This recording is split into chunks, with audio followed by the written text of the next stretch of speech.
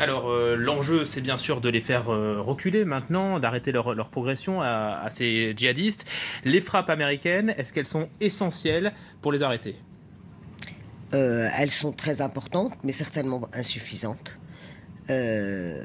Pour l'instant, ça peut aider effectivement les forces au sol de les contenir, comme on a vu en Irak sur la reprise, par exemple, du barrage de Mossoul grâce aux frappes américaines. C'est exactement... surtout les Kurdes qui sont au sol.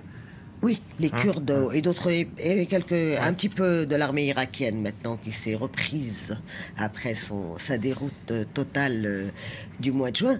Mais c'est pour dire que c'est cette façon d'agir contre l'État islamique est demandée par l'opposition syrienne depuis près de 2 ans, en disant il suffit, et contre les forces de Bachar el-Assad, une couverture aérienne suffirait. Des frappes aériennes suffiraient pour permettre aux gens sur le sol, aux forces qui sont désarmées, qui sont complètement en déséquilibre de force justement, de pouvoir tenir le choc, que ce soit contre un gouvernement dictatorial ou contre l'État islamique. Ce que dit Hala Koudmani est tout à fait vrai.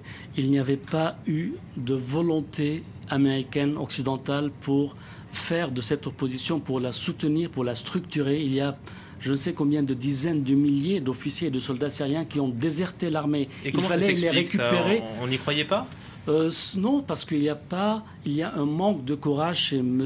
Obama, qui est le patron des Occidentaux. Il y a une volonté de désengagement, de solder l'héritage de Bush et de ne pas se réengager sur un théâtre d'un pays islamique. Il y a aussi sans doute Israël qui préférait ne pas trancher, qui préférait un enlisement en Syrie, à ses portes, à ses frontières, et protéger d'une certaine façon le président syrien Assad. Et les Américains auraient dû rester en Irak? Non, ils auraient dû s'en aller. D'abord, ne pas y aller en 2003, et puis après, en quittant, ce n'est pas en tournant le dos et en soldant à perte l'héritage.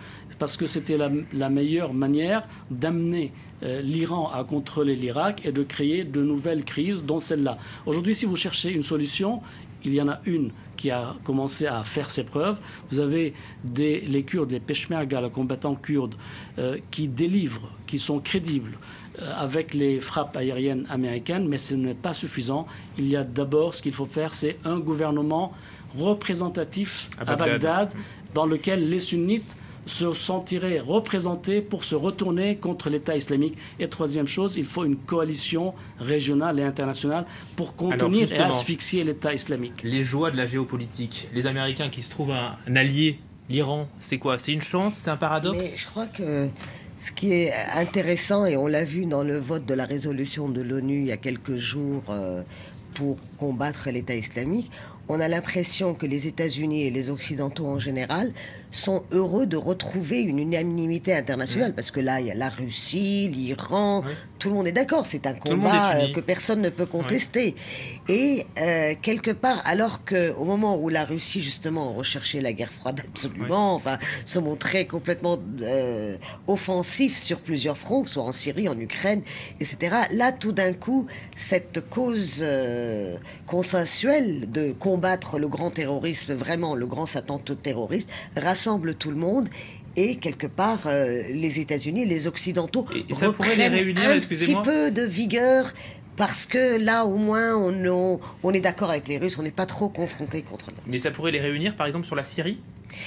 Ah bah ce serait formidable, oui, mais bon, c'est mal barré pour l'instant. Le régime syrien dispose de 2 parrains qui sont irréversiblement à ses côtés, l'Iran et la Russie, alors que l'opposition est un peu orpheline d'un soutien qu'elle aurait mérité de la part des Occidentaux et de la part des Arabes.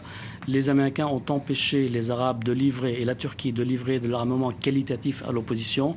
Les Américains n'ont pas eu le courage de structurer cette opposition qui était extrêmement représentative et dans laquelle il y avait des dizaines de milliers de soldats et d'officiers qui ont déserté l'armée syrienne.